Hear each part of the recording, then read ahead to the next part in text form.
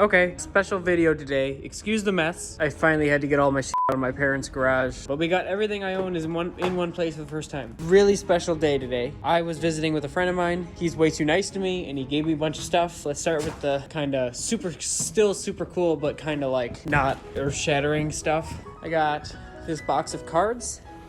These are from Olds, the Olds factory in Fullerton. These are the instruments, the parts, and the draw tubing combo. Like what die and what mandrel to use for that thing. So super cool. Like bead rings, 332nd, 648 mandrel, 692 ring, and then start with 755, 707 nickel. Super cool. And then he gave me these, which are mouthpiece cutters for actually the mouthpiece that I play, which is kind of crazy. This is the mouthpiece cutter for the Olds 3C or the Reynolds Potag 6D. It's a super good mouthpiece. I recommend it to people. You can find them really cheap. I'm gonna make one out of stainless steel because I like a stainless steel mouthpiece. And my rim is modified, but I like a small rim. Here's the gauge for the cutter. So when they make a new cutter, they check it on this gauge, I'm pretty sure. Here's an extra cutter, sample mouthpiece. So that's the Olds blank. Mouthpiece cut in half. Surface finish is really good. It's impressive. And here's the cutter or gauge. I'm guessing it's a gauge. Kind of want to hope it's a cutter though for the profile. That's all super exciting. Got that. And then some more kind of draw die stuff. Basically catalogs from the companies they bought dies from. So that's all super cool, but nothing beats this. I have not one, but two new in the crates. So these were crated up before the Olds auction. So when Olds closed, they had a big auction where they went through and they got everything together. Like they separated everything by instrument, like parts and tooling together in a lot, and then it was sold off. A lot of it went to overseas, I'm pretty sure. Some of it stayed here. These were actually pulled out before the auction. Yeah, it's pretty awesome. I opened that one and it's that mandrel. I believe this is the 048 Geyer French horn bell mandrel. There's no marking that I can see right now, but we'll check it out later. But I'm gonna unscrew this guy and hopefully it's the bell mandrel that I think it is in there. Let me try to find a drill bit driver and then I'll get almost all the screws off and I'll come back. Okay, this one's got some nails in it, so we gotta pry it open, but I got all the screws out. See if we can do this one-handed. I'm trying to preserve the crate because they're a super cool piece of history. These were taken out of the factory before the Olds auction. No one ever had the chance to buy them, which is kind of cool. Oh, yeah, that's old. That's a cast mandrel. That's not what I was expecting it to be, but I'm happy it's not what I was expecting it to be. So that's a bell cover, obviously. Nickel silver bell cover, which is interesting. That's a cast mandrel. The other one might be cast as well, but it sure looks, I don't know, looks more modern. That's more modern for sure. It's got the square nut, which is pretty indicative of Olds.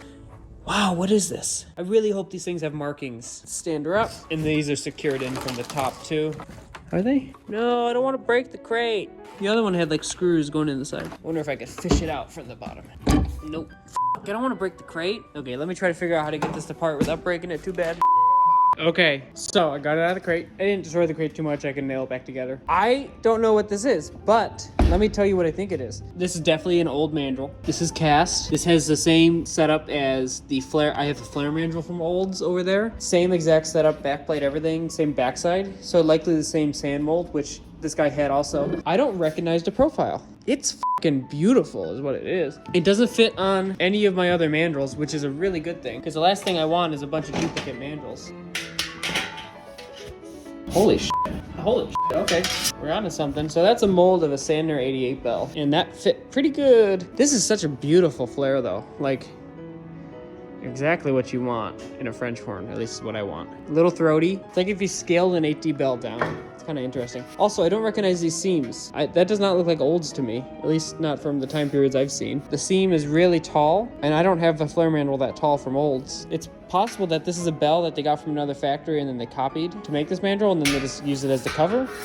I don't know. It seems a little far-fetched for me. What I'm gonna do now is I'm gonna clean these bad boys up, see if I can find any markings. What I'm really hoping, and what I can go check right now. Some of you might know I have an obsession with a certain Olds French horn from pre-World War II called the Olds Super, and I have a lot of them now. I just got a new one in. My friend Kevin Blodgett tracked this one down for me. They had it at Wally's, and Kevin, we traded for some sousaphone mandrels, which I didn't need, sousaphone dent rods.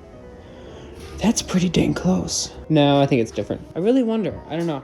The best way to tell is I can cut the bell on one of these olds. I have a one I could cut. Put a ring on it and then put the flare on the mandrel. But I'm really liking this. This is not an ambassador bell. I was worried it would be the ambassador bell. What if it's the Reynolds bell? I thought the Reynolds was the ambassador bell. No, that's way smaller. Look how big the throat is on that. And how small it is on that. Yeah, so it's not the Reynolds ambassador bell. That's what I was worried it was, because I don't really like that bell. This is some type of medium bell. You know, it might be the bell they used on their single B flats. But no, that's the ambassador bell on this one. Well, we'll have to do some searching on that mandrel. Hopefully we can find a catalog number or something. We'll tune in if I find anything. Otherwise, thanks for watching.